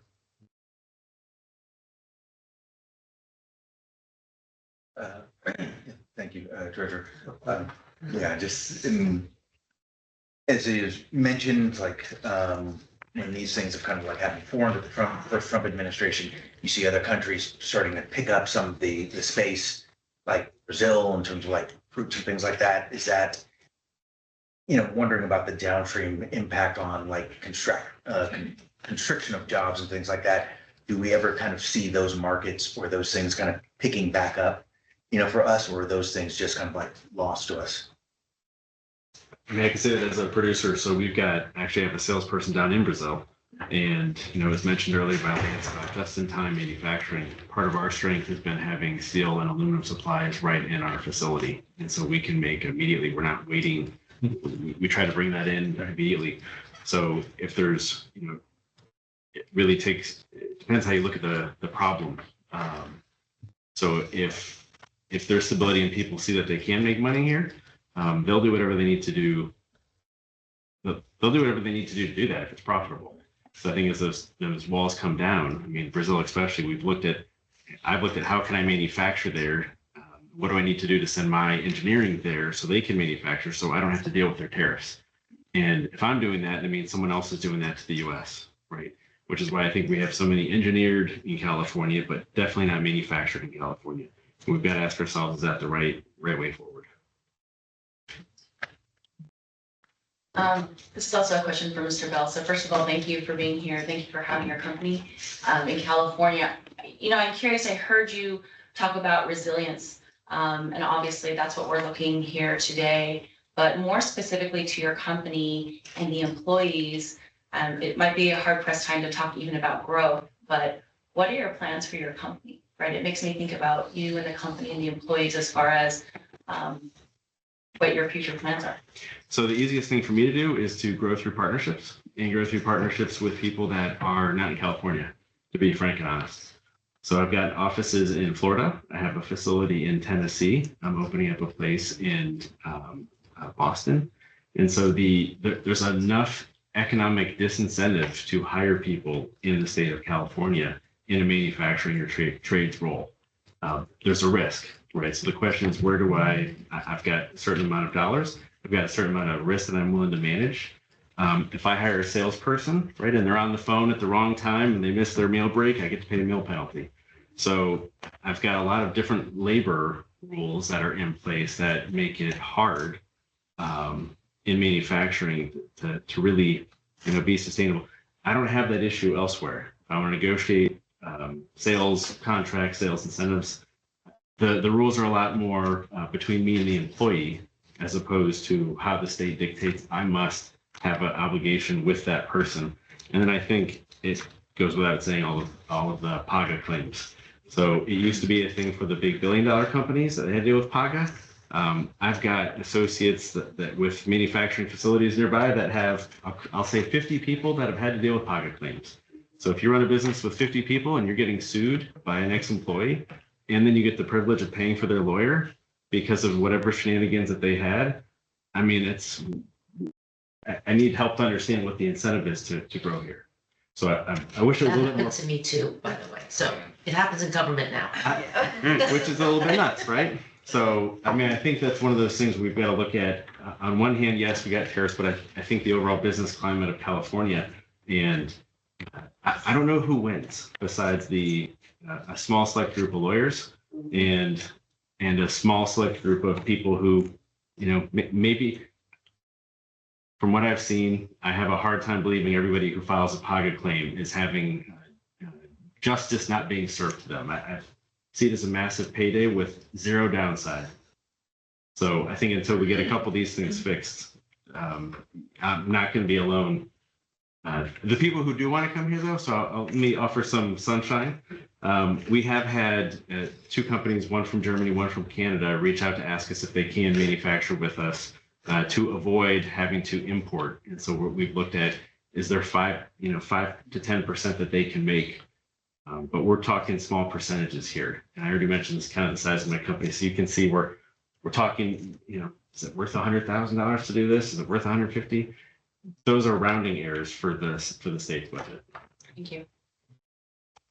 John, any closing remarks? I didn't want to extend, but I do have one question for Mr. Breslin on the large-scale infrastructure projects. Well, what is this tariff uncertainty you mentioned? Kind of risk. It's effectively a risk trade for the big builders. Will it drive any other models of construction? Will it drive private entities to come in and take any more of that risk on behalf, like financial entities to take more risk on behalf of the big builders, whether they're hedging steel prices or aluminum prices or whatever? Or is that? That's the very largest companies can afford to do that. Okay. So our members, we do represent publicly held companies. We represent multi-billion-dollar companies. So they can buy steel futures, they can buy fuel futures, and they have, and they did, when we went through COVID, but the majority of our contractors, even if they're doing a couple $100 million, are still, it's very, very difficult for them to put that money out, and also not knowing if that's going to be a good use of that capital in a declining marketplace. So yes, I think that there will be hedging. People will be doing that. Like if you're there, say for instance, one of our contractors could be building the train between LA and Vegas, right? That would probably be, for a project of that nature, that would probably warrant it. For somebody who's doing all the PG undergrounding and needs to buy 50 miles worth of steel pipe that's not coming, maybe not. And so there's massive risk involved at various levels. But it's a great question because not having the client to go to makes you real creative. Yeah. Thank you. Okay, so just to summarize, this is what I took note. Obviously there's a sticker shock. Uncertainty every 90 days is not healthy. It's dampening the economic growth around the world, these tariffs. Disruption causes disruption, which is causing pauses to our economic growth. And let's see, some of the most severe impacts is Canada removing all California wines from their shelf. So that's in the extreme. But exporting is a survival mechanism for many businesses here in California. Trade should be a bridge versus a barrier. We need certainty and measured approach with feedback from stakeholders. And we live in a just-in-time global economy around the entire world. So we are all connected and we are all impacted is what I'm hearing. And I thank you all for sharing your expertise, especially around the 4 industries that we have here today. We may have additional informational hearings if this keeps continuing. So stay tuned. And if anyone has any recommendations for future hearings, ideas for California, for the state, so that we can be more competitive, we are open and would love to hear your ideas. So again, thank you all for participating here today. Thank you for making California the golden state that it is.